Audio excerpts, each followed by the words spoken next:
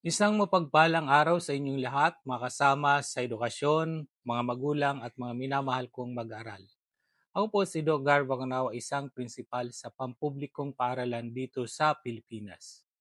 Kung ikaw ay isang guro, magulang at mag-aaral, dapat na panoorin at pakinggan mo ito hanggang sa huli. Dahil ito ay napaka-importante. Bilang isang pinuno ng paaralan, bawat araw ay hinaharap natin ang hamon kung paano masisiguro ang kaligtasan at kapakanan ng ating mga mag-aaral. Kamakailan, ayon sa ulat ng PISA o ang Program for International Student Assessment, lumabas ang isang nakababahalang 65% ng mga Pilipinong mag-aaral ay nakararanas ng pambubuli ilang beses sa loob ng isang buwan. Ito ay isang katotohanan na hindi natin pwedeng ipagwalang bahala. Bago natin talakayin ang solusyon ng ating kagawaran, inaanyayahan ko po muna kayong i-follow ako sa pamamagitan ng pag-follow. Magiging katuwang ko kayo sa pagpapalaganap ng mga tamang impormasyon para sa kapakanan ng ating mga kabataan. Bilang tugon sa hamong ito, binatupad na po ng ating ahensya ang DepEd Order number 006 Series of 2026 o ang Guidelines on Ensuring a Safe and Motivating Learning Environment. Sa loob ng ilang minuto, ating tatalakayin kung paano nito babaguhin ang pamamahala ng ating mga paaralan. Simulan natin.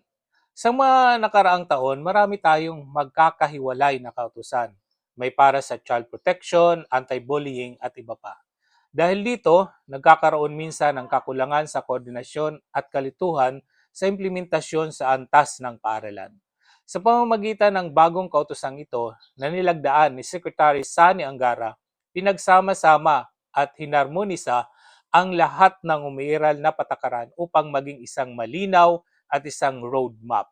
Hindi na lamang tradisyonal na pambubuli ang saklaw nito.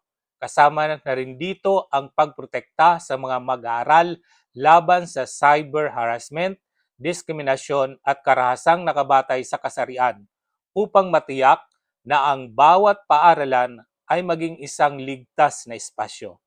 Ngayon, pag-usapan natin ang mga bagong security measures na mapapansin nyo sa mga eskwelahan ngayong school year. Una, bawal na ang paggamit ng cellphones at portable electronic devices habang may klase o instructional hours. O wag namang magpanik ang mga tech-savvy dyan. Kasi may exemption naman kung gagamitin ito para sa aralin, academic purpose, ika nga, o kung may emergency. Pero kung mag-TikTok o mag-FB ka lang habang nagtuturo si ma'am o sir, nako, mako-confiscate yung cellphone na yan gamit ang official na confiscation slip. Ang mga guro naman na mahuhuling gumagamit ng cellphone during class hours na hindi naman kailangan sa lesson or wala namang emergency, ay mayroon ding haharapin na administrative disciplinary action. Pangalawa, magkakaroon na ng routine bag inspection, pero bawal ang stop and frisk o yung basta-basta kapkapan ng bata. Bawal yan. Gagamit ang security guard to stop ng mga non-contact methods gaya ng metal detectors o search sticks.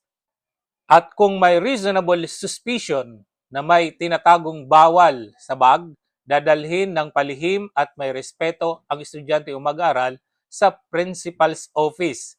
Kasama siyempre ang guidance counselor.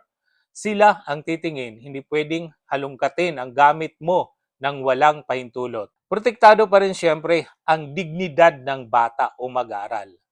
Ang pinakagusto ko rito sa bagong DepEd Order, hindi lang ito puro parusa o disciplinary action. Tinatawag itong whole of society approach. Ibig sabihin, tulong-tulong ang mga magulang, barangay, lokal na pamahalaan at mga guro para bantayan ang kaligtasan ng mga bata.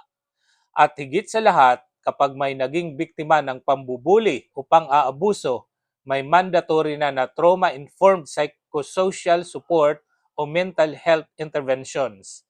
Ibig sabihin, tutulungan silang makabangon sa pamamagitan ng counseling at psychological first aid. At kahit yung nambubuli, bibigyan din ng intervention para magbago ang asal at matutong mag-empathize. Ganito ang eskwelahang may puso at nakaugat sa kulturang Pilipino, may malasakit at matatag.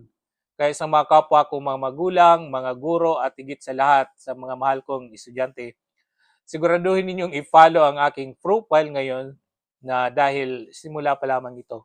Sa mga susunod nating vlog, sihimayin at tututukan po natin ang mga key at pinakamahalagang features ng DepEd Order No. 006. Talakayin natin ng detalyado ang mekanismo ng anonymous reporting, ang klasifikasyon ng mga parusa, ang mga tiyak ng papel ng dapat gampanan ng mga magulang at ng komunidad.